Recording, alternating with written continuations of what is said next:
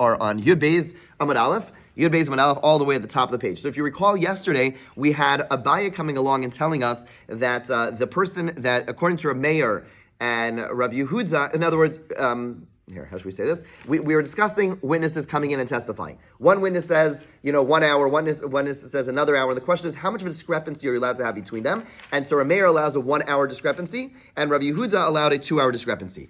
And Abai came along and said that the margin of error really is that really a person only makes a mistake, according to Rameir, just like a tiny bit, and according to Rav Yehuda, maybe up to an hour. Right? So in other words, so if one witness comes in and says that it was at 3 o'clock, and one witness says it was at 5 o'clock, Abaye says the reason that we accept their testimony is because really one of them meant, that really the event happened at 3:59, and the one who said it was 3 o'clock is because that's within the hour of 3 o'clock. The one who said 5 o'clock is because it's more or less within the hour of 5 o'clock, and therefore we accept their testimony. Yeah.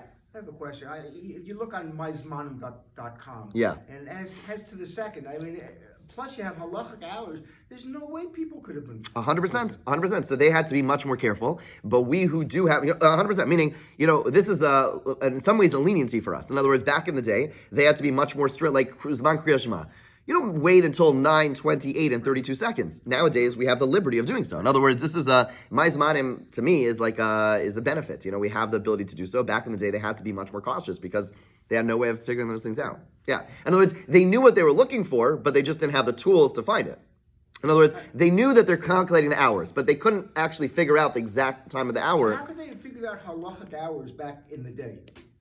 What do you mean? They knew dawn, they knew sunset, they knew when that happened, they knew they could calculate, and they also They couldn't calculate because they didn't know what time it was. They must have known the full expanse of the day. They can know the expanse, right? They can. But they didn't know that it was 5:27. They did. You're saying they didn't know what time it was in that moment. In other words, there was the ability to tell time. Most people didn't have access to telling time or telling time in such a refined fashion. But they knew that you could go ahead and divide the day into 12. They could figure out how much time passes from dawn to from sunrise to sunset, and they could do the math. And they can tell you, this is what it is. Now, they can tell you what it's going to be theoretically. Will anyone be able to get to the minute? No. But they could tell, but they can make, but the math is available. The math was available. The math wasn't complex. Available, but the time isn't available. Yeah. This wasn't Nachum Rabinovich's article. This was like simple math, right? I could do this math. Okay. Fine. So bottom line is what comes out of Abai is that a person really, the margin of error is like up to an hour, according to Rav Yehuda. Let's just take Rav Yehuda up to an hour, right? And so therefore, one person says 3, one person says 5. We say the reason we accept is because probably the event happened right between them. But that key word that I just mentioned was probably happened, right? So that means we're making an assumption. The reason we're accepting is because probably it happened in the middle time between them. Rava is going to be very bothered with this. Also, Rav Huna, Braid Rav Yehuda, at the top of 12a, Yud Beis Amud Aleph, Rav Huna, the son of Rav Yehuda, goes ahead. Amr l'shmaite kamei to Rav, and he tells this teaching of Abai in front of Rava. Amr, Rava says, what's going on? Uma ilu daikidim hani sahadi. Let's say we grill these witnesses. Dahadi kamar shalosh b'tchila shalosh. And the one who said the third hour, he said, no. I really wasn't, until then we were saying, maybe you meant 3:59. When you said 3, maybe you meant 3:59. But let's say you grill him and he says, no, I meant 3 o'clock, 3:00, right? The other person says, I meant 5 o'clock. It should be contradictory testimony. In other words, if we could clarify that one person really meant 3 and one person meant 5, they're no longer talking about the same thing. They're talking about two totally separate things. In other words, Abaya's whole premise is that a person makes a mistake up to an hour, and therefore we could assume that they both meant that middle time. But let's say they both say, no, I meant 5, and I meant 3, and we allow for an hour discrepancy that's still not going to be the same time. So we're going to go ahead and kill a person we don't have absolute testimony here. The pasuk in reference to executing people based on the testimony of witnesses says that the congregation shall save, and we learn from there that we always look for leniencies. The court was not in the business of trying to execute. Of course, they did their due diligence, but whenever they could find a leniency, they would avoid it if possible. So how could we go ahead, if you're telling me, Abaye, that the whole idea over here is that there's a possibility of making a mistake up to an hour, and therefore we should assume it happened at 3:59, who said? Maybe if they tell, and if we know for a fact that they're saying no, it happened at 3, and they know it happened at 5, and then how can we do such a thing? So rather, Allah Marav, Rabbi says a different idea, and like this. He says, "L'divrei Rameir Adam Toa Shtei Shos Chaser Mashu." According to Rameir, a person actually makes a mistake of up to 2 hours. Okay, to Jesse's point before, we really struggled telling time back in the day, and therefore, when a person, whatever time they tell us, we have to assume that there are 2 hours included in that time. Okay, Yehuda, Adam Torah Shalosh Shos Chaser Mashu. According to Yehuda, a person makes a mistake of slightly less than 3 hours. He's going to explain. L'divrei Meir Adam Torah Shtei Shos Chaser Mashu, and therefore, according to a mayor who says the person makes a mistake of 2 hours, Maisa Kihava, the incident happened, O B'tchila Shayim, O B'sov Shalosh. The incident happened either in the beginning of the 2nd hour or the end of the 3rd hour. The testimony is still okay. Why? One of them is making a mistake of 2 hours. In other words, like this. Okay, I've been trying to figure out how to draw this. I still haven't figured it out, but we'll try. Okay, so basically the incident happened either at 2 or at 3, right? According to Rabbi Meir, they're each allowed to, one person's coming in and saying it happened at 2, one person's saying at 3. So even if it happened over here, or even if it happened over here, one person says it happened at 2. Okay, so, and we assume that people, according to Rabbi, people make a mistake of up to 2 hours. So person says it happened at 2, this person is fine, it happened at 2. This person's adamant that it happened at 3, but we assume that a person can make a mistake of up to 2 hours, therefore when he says 3, that actually means this entire time.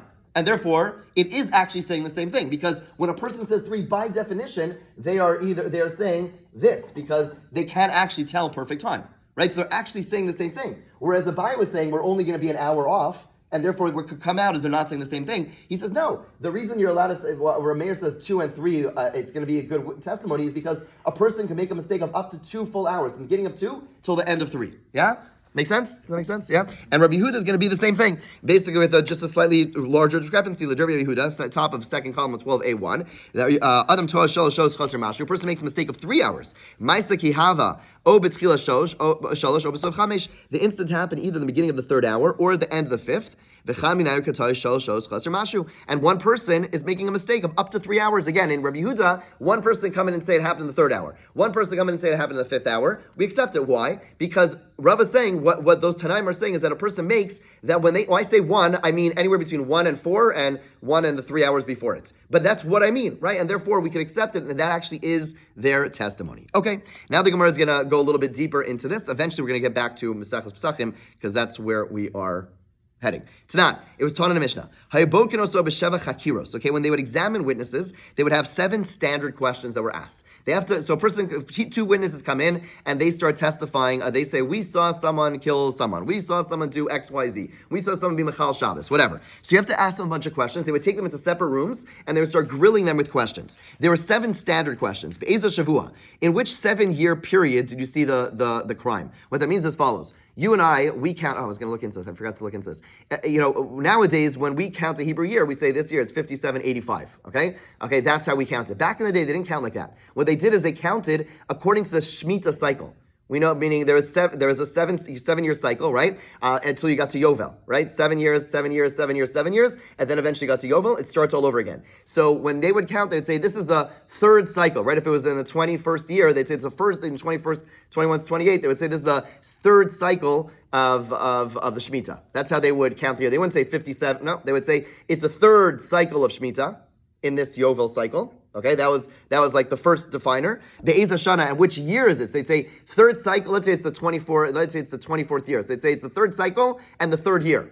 Right? So that's how they would define the year. Okay, Be'ezah Chodesh, which month of the year? Bekam v'chodesh, which day of the month? Be'ezah Yom, which day of the week? Be'ezah Shah, which hour? Be'ezah Makom, which place? Okay, Utznan. And the Mishnah says further, Man bein chakiros levdikos. There are 2 types of questions. There are the standard questions, known as the chakiros, and the bedikos, which are the supplementary questions. Chakiros, in the case of the standard questions, Amar echad mehem eni yodea. If someone says, I don't know, edusam betela. Their testimony is out the window. Bedikos, when it comes to supplementary questions, afilu shneim omrim ein anu yodim, even if they both say I don't know, edus and kiyamas, their testimony is accepted. Okay, so now we're learning that we're going to explain a little bit further in a moment, but there are 2 types of questions that are asked. There's 7 standard questions, and those are the questions of the date, the time, all those details about the exact when it happened. Those are all bedikos, and then there's a bunch of supplementary questions we ask, like, what was the person wearing? What was the weather that day? Those are all the supplementary questions. If they say, I don't know about those first questions, the testimony is not valid. We throw it out, even if they say I don't know. If they say I don't know what color shirt the person was wearing, that's fine. That's fine. We leave it as is. Even if they both say I don't know what the color shirt the person was wearing, we leave it as is. Okay? Fine. Why is this? We ask the Mishnah. What's the reason for this difference? V'amrina, we're at 12a2. V'amrina, we explained. Chakiros, in the case of standard questions, Amar echem mehem eni yodea, edusa mitela, if someone says, I don't know, their testimony is negated. Why? Dahavila edush iata yachol azima. Because then the testimony cannot be refuted through hazama. Okay, what is hazama? Hazama is as follows, that every testimony, for it to be valid, has to be with testimony that it could ultimately be disproven by other witnesses. Okay, what that means is that if I and my friend come to court, if Reuven and Shimon rather come to court, and they say, we saw, Levi go ahead and commit a crime on Shabbos, okay, that the only way that testimony is going to be valid is if it's possible for someone else to come along, well, how should we say this? Yeah, the testimony has to be such that it's possible to be huzam. It's possible to be uprooted. It's possible to be disproven. Why? Because if they say, we saw Levi commit this crime on Shabbos, then what that allows for is that if they weren't actually witnessing this, then Zvulun and Yisachar could come in and say, we were actually with Reuven and Shimon on Shabbos on that day, at that time, and we were with them, right? And therefore, their testimony is no good, right? So basically, every testimony has to be such that they give a precise time,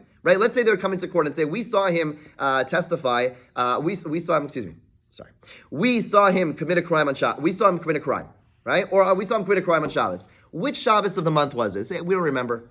So there's no way of uprooting that testimony. Because then two witnesses come in and we say, we were with you for Shabbos. Okay, you were with me for that Shabbos, not this Shabbos, right? So we need them to say exactly when, so that it could be testimony that could potentially be disproven if someone was with them. In other words, we need to set up a scenario where the witnesses are able, have to be really, confident and really adamant about when it happens, right? Because if not, they could go ahead, because if we have to set up a scenario where if they were lying, they'd have to be able to be caught, right? And the only way that happens is if they give a precise time and precise date, because then if they're lying, it's at least possible that someone was with them, with the witnesses at that time, and therefore was able to disprove it. So the bedikos, those original questions, those all ask for precise dates, precise times, right? And therefore what happens is when they testify, then theoretically two other witnesses are able to say, that didn't happen. And that adds credibility, right? The logic is that adds credibility to their testimony, because they're saying something which is, putting themselves at some level of risk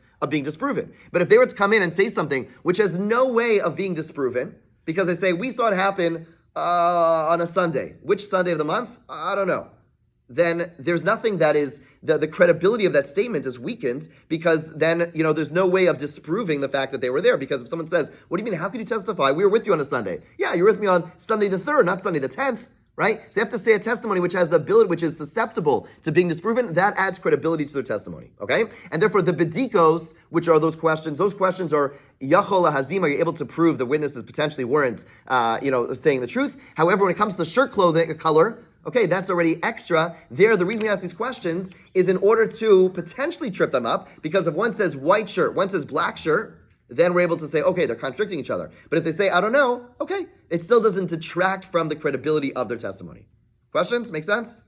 Yeah? Okay, good? Fine. Fine. Ask the Gemara, let's get back to our topic over here. If you're telling me, both Rabbi Yehuda, both Rav Meir, that people make massive mistakes within the discrepancy of time, then chakiros nami damri miti katainan. But because if you tell me that people make mistakes about time, then there's also going to be a discrepancy about the time, right? One witness is the witness is going to come in and say, we saw them, we saw this crime committed at 3:00, and two witnesses are going to come in and say, we were with you at 3:00. So according to Rabbi Yehuda, we'll be able to say, yeah, but when they said 3:00, really they meant 5:00.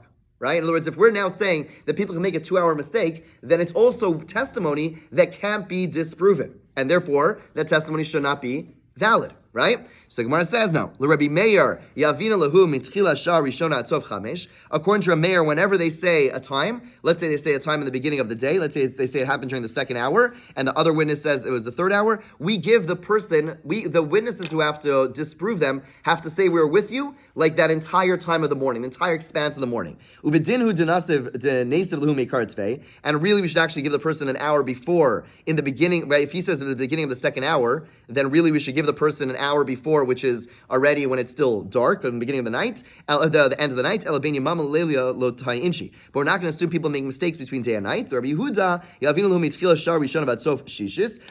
we allow discrepancy from the beginning of the first hour to the end of the sixth. And really, we should give them more time because the first witness, we're told B1. I'll explain this in a minute. And we should give the other witness more time ahead, meaning more further into the day. We're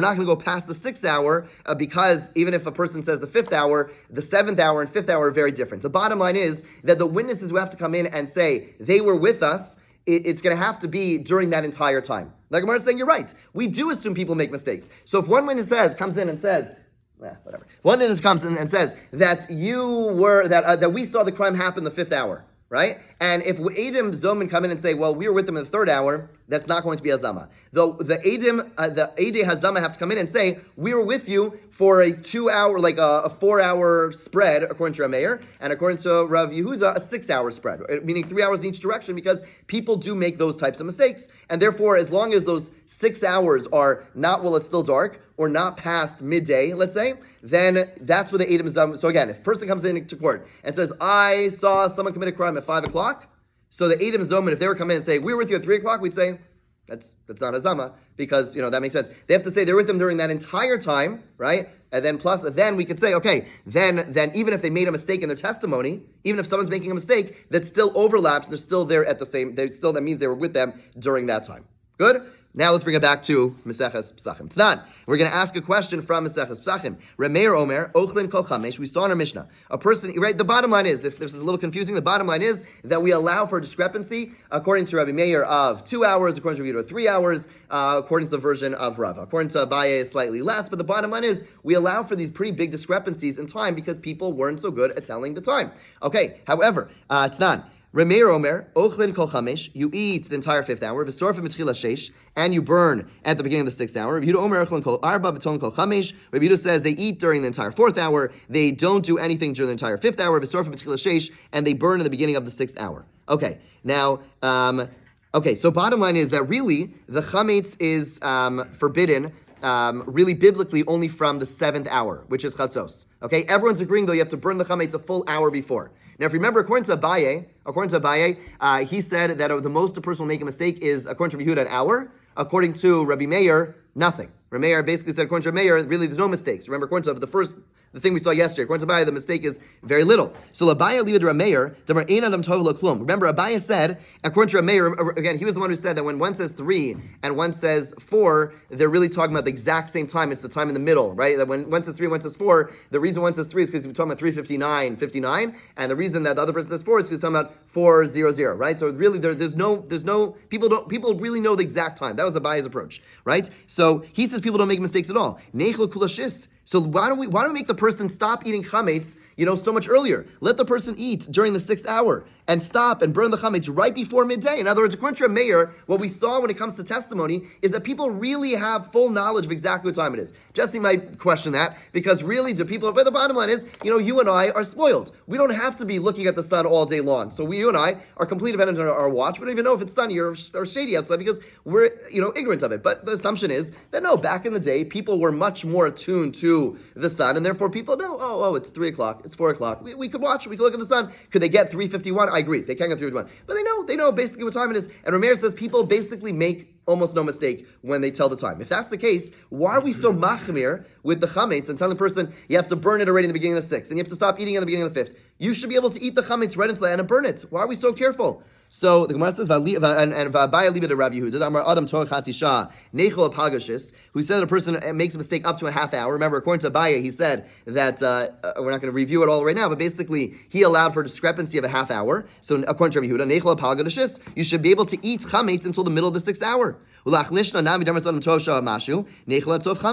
according to the version, there was 2 versions within Abaya. According to the version, it says a person makes a mistake up to an hour, then fine, you should eat the chametz until the end of the 5th hour. Why does Rabbi Yehuda say you can only eat the chametz till the end of the 4th hour? So when it says Alamar Abaye, Eidos Mistura Lizrizim, Chametz Lekol Masar. If a person is going to be giving testimony, right? If you see a crime and you say to yourself, whoa, I'm going to have to go and report this in court. So what do? You immediately look up to the sky. You immediately look, what are they wearing? You're all of a sudden going to be paying much more attention to detail because you know that this is important information.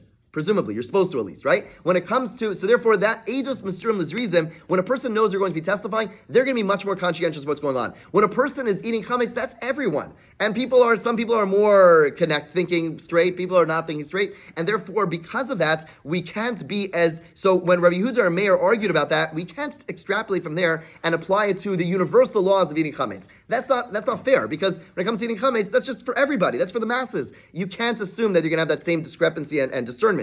When it comes to a testimony, people are going to be much more conscientious, and therefore we could close the gap much more. So we've addressed Abaye and our Mishnah. We're tomorrow going to address Rava based on what he said in testimony and think about it in the context of the Mishnah about Pesachim. We'll come back to that, God willing, tomorrow. Have a great day.